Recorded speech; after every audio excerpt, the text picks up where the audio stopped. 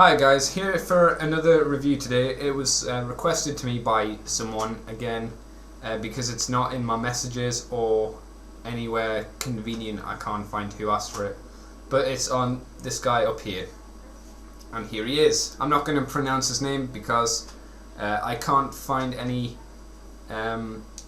episodes where anyone calls him, and I don't want to mispronounce it or do something stupid like that.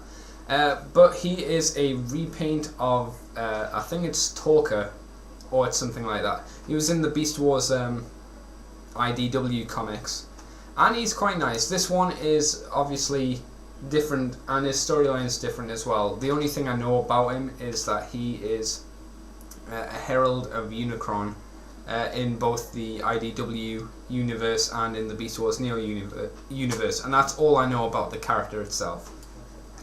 This is obviously a kind of elephant and a whale mix, I imagine. I can only guess it's a whale because it's got the fin and this weird little, I don't know, flippery tail at the back there. But it's a really nice combination for a Fusel figure. The only real problem I have with this guy is he's got some, it's going to sound weird, but he's got really nice front legs. They're really big and menacing, but then you look at the back and from the side, the little teeny little legs he's got for the rear of him, which, you know, it doesn't really work too well. I think they should have tried and balanced him out more, but when you transform the figure, it looks fine. But the front legs do make it look very menacing and stuff like that. I'll show you all the detail he's got, and he's got quite a lot of detail on like his skin and stuff, because obviously having a whale, he's got little lines and stuff like skin. So I'll show you that in the detail part of the video next. So I'll see you then, I guess. Right, and here's the dude in his beast mode, obviously.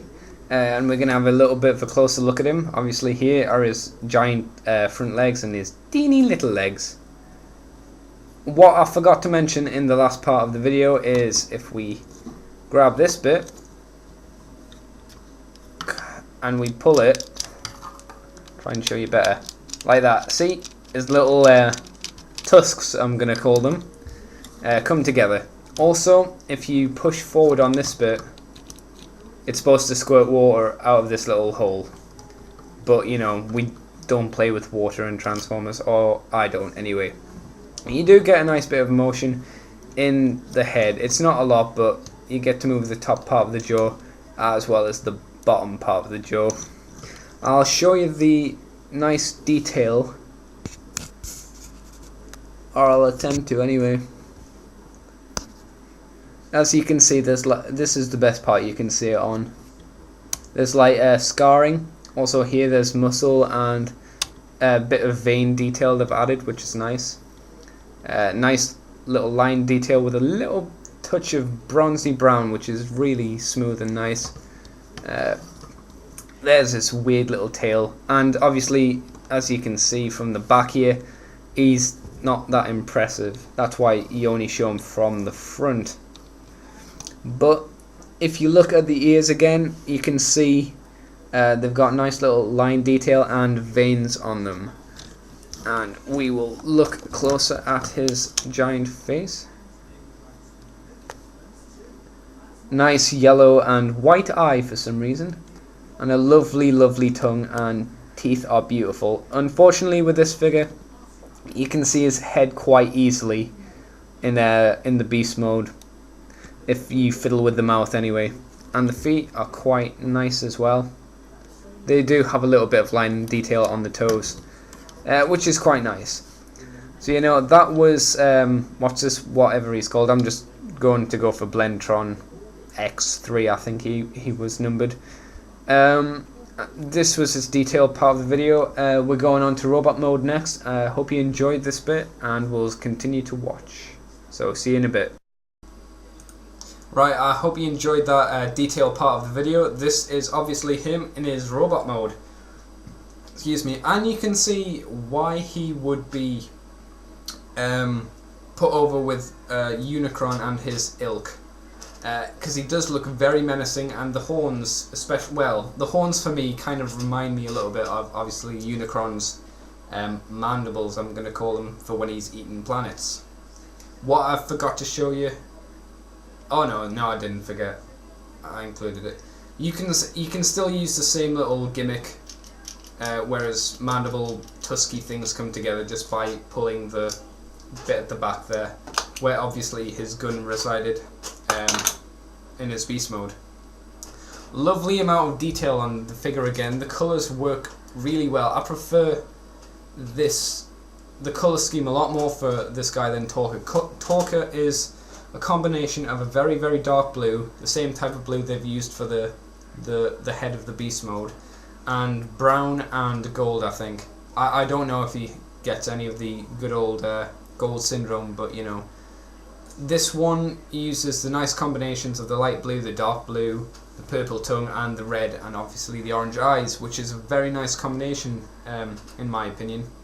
Oh, and of course beige for tusks and inner thigh and other bits of crap. Again, detailing very nice. The head does turn, but because of the side parts of the head, they don't turn. It doesn't turn too far. Again, the arms move all the way. Well, they move up to.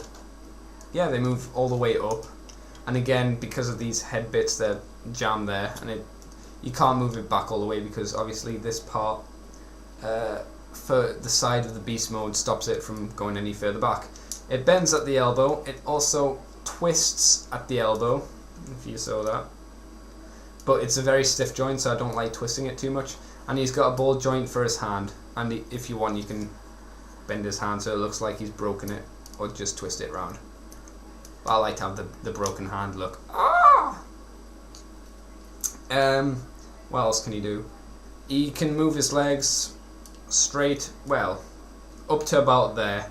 Unfortunately, these plain bits of armour stop him from being able to get the full range of motion in.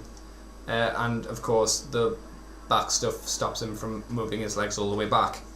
He bends at the knee, and he bends at the foot, and obviously the little standy bit at the back of his foot. So you know, he's got quite nice detail, and obviously this fin bit is his gun. I'm not too fond of the gun. I mean, I'm sure it's meant to face that way, but I prefer having it that way, so it's like a blaster there. So you know, the gun not desperately good, but the figure itself very, very nice looking. I will show you obviously the detail part in the next part of this this video. Anything else to say about him? I like him. Unfortunately, the Blentrons, I think they're called, from Beast Wars Neo, all cost quite a lot, £20 to £30 each, and mainly because they're rare and they're hard to find, especially in the boxes. I got all of the Blentrons in the boxes, so you know, it cost me quite a bit, but you know, I think it was worth it. So I'm going to show you the detailed part of the video now, and well, I'll see you guys for that bit, I guess. And here we are for the detailed part of the robot look at this guy now, I suppose. So obviously you can see big horns. If we move him closer to the camera,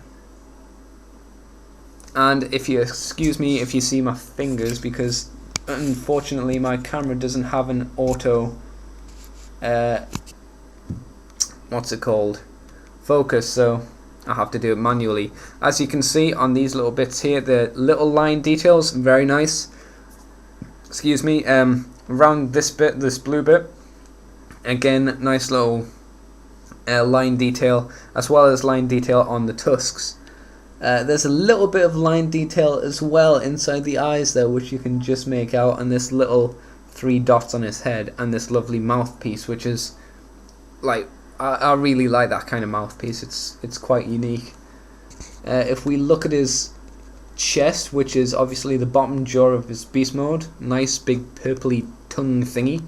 And 2 giant teeth, which are all gold. Very nice, I have to say. Shut up, eBay.